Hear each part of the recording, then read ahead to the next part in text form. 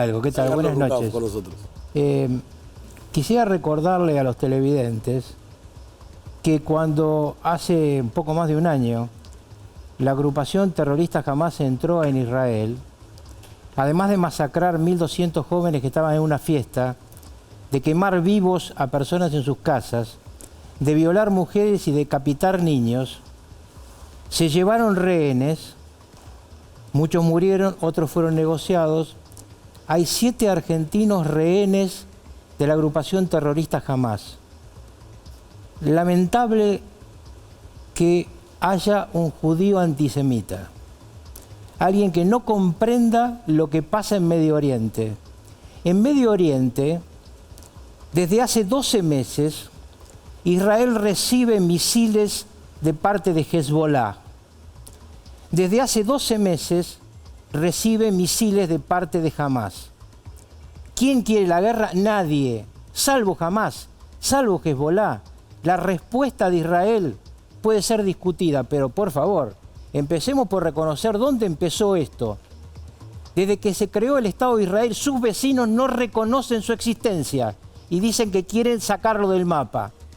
En el primer viernes del Islam, del mes que está corriendo, el Ayatollah Jamenei, por radio y televisión, en la plaza más importante de Teherán, dijo que era maravilloso lo que había hecho Hamás hace un año y que a Israel le quedaba poco tiempo. ¿De qué estamos hablando? Por favor, seamos sinceros. El mundo tiene que actuar para lograr la paz, pero esa paz solo se logra si todos se reconocen y si hay 2 estados, pero no un estado que quiere eliminar al otro, un estado que pueda convivir el otro. Los que no somos judíos y hemos conocido Israel, sabemos que ahí adentro conviven árabes y judíos y que muchos de los kibutz que fueron atacados recibían empleados del otro lado que trabajaban. Entonces, me parece que hay que ser muy cuidadoso y no mezclar los sentimientos artísticos con un tema de este dolor.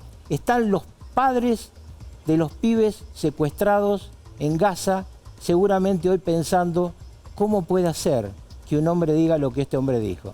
Jorge, lo que se vio ayer en el Martín Fierro, en la entrega... Espera, permíteme un comentario sobre esto. Dos.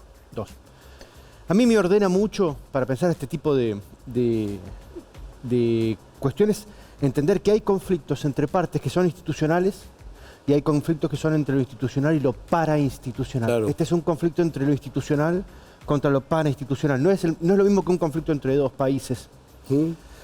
La violencia necesita ponerse en términos parainstitucionales porque no se puede justificar. Si la causa fuera noble, lo harían desde un nivel absolutamente institucional, amén de la crueldad. Y ahora, yendo a la crueldad, la violencia siempre es violencia.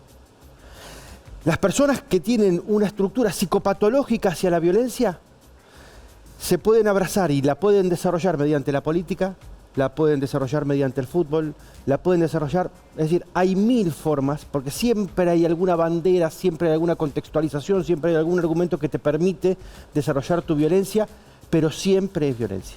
Perdón, ahora sí. No, te quería preguntar si lo que se vio ayer en la entrega Martín Fierro es lo que vos registrás cuando salís y medís la temperatura social. Hay gente con posición muy tomada, ¿no? A favor de Milei, en contra de Milei, sí. A favor de Hamás, en contra de Hamás. Yo te diría con las emocionalidades exacerbadas. ¿Así está la sociedad? Claro, porque no son posiciones ideológicas. Bajo emoción violenta. Sí, exactamente. No son mirá, está ya muy estudiado que el comportamiento del ser humano se explica mucho más por lo emocional que por lo racional, ¿ok? Ahora, ¿cuáles son las emocionalidades, no? Que después disparan comportamiento. Hoy son de las peores, ¿no? Hoy es mucho miedo, hay mucha... Acá, más vos las usás en sí. la Les nube. cuento una cosa muy interesante. Robert Pape es el jefe de investigación de violencia en la Universidad de Chicago. Durante 10 años estuvo analizando la violencia en los Estados Unidos. Está en internet, lo pueden googlear, Robert Pape, Universidad de Chicago. Llegó a la conclusión de que un porcentaje del electorado de los Estados Unidos está dispuesto a avalar la violencia. 26 millones de norteamericanos dicen que habría que pararlo por la violencia a Trump. Claro. Y 19 millones de norteamericanos dicen que habría que llevarlo a Trump a la Casa Blanca por medio de la violencia. Sí, sí. Robert Pape está en Google. Esto es la exacerbación de lo que él está describiendo. Claro. La locura de pensar que se puede resolver una de las democracias más antiguas del mundo Bueno, la por la toma del violencia. Capitolio por No hay algo. violencia, Pero claro. Y no hay claro. violencia que en el fondo no tenga miedo. Exacto. La persona que se pone violenta, en el fondo lo primero que lo mueve Es es el de miedo. las emociones, de las más básicas, y es el miedo, ¿no? Ahora, ¿en la Argentina entonces es una sociedad violenta?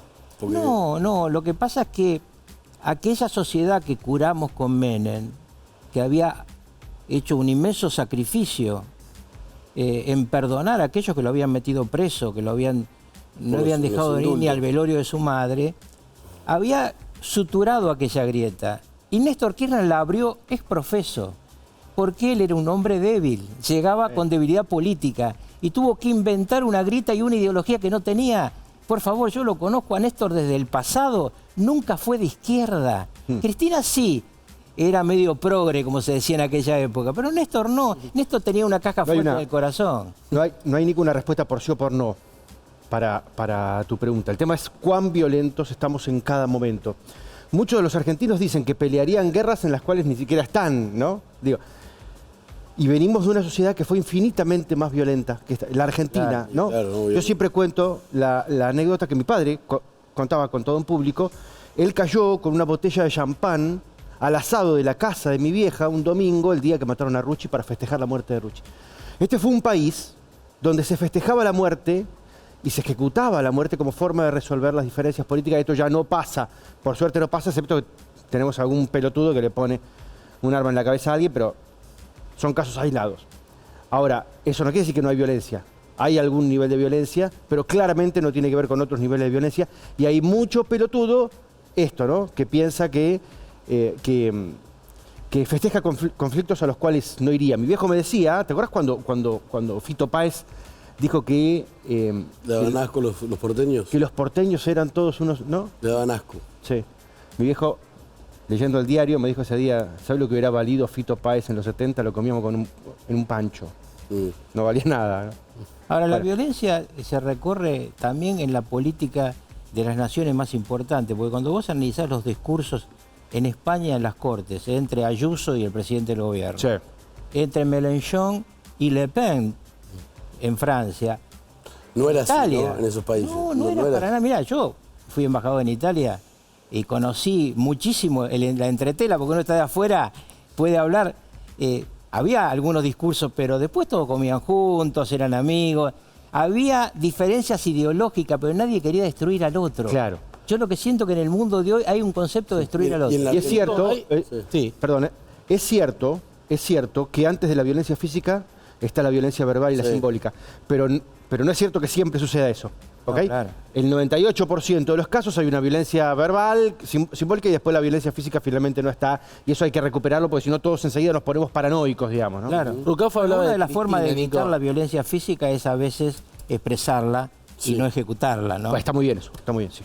Con los dos vamos a hablar de Cristina Sí. y de Milei. Nosotros lo discutíamos en privado. Si hay un pacto entre Cristina y Milei oculto, vos tenés esa sospecha. a ver. Hay mucha conveniencia, ¿no? A los dos les conviene. Sí. claro. A los dos les conviene polarizar. Cristina está deseando que la interna siga. Yo creo que se bajan los muchachos de enfrente. Sí, Quintela no Quintela sale ni en la es- foto. claro. Es un Puede 4 ser. de copa, decíamos en otra época. Y frente tiene, no sé si era de espada, pero tiene la de basto. Y además a Kicillof le está pasando algo que les cuento muy interesante. Llama a los intendentes y le dice, ayúdenlo a Quintela. Yo ayer hablo con un intendente y me dice, ni loco. Porque después la doctora me cuenta las costillas y me arma una lista el año que viene de concejales de la Cámpora, la lista de concejales de Libertad Básica y pierdo el control del Consejo Deliberante. Entonces, Kicillof puede decirle a los muchachos, le van a decir, sí, goberná, tranquilo, pero todo va a ser para Cristina. Los dos espacios necesitan una renovación, ¿no? Es decir, el progresismo en sentido amplio, digo, necesita para el mañana fundar un progresismo que sea no setentista, ¿no? Que deje de hablar del pasado.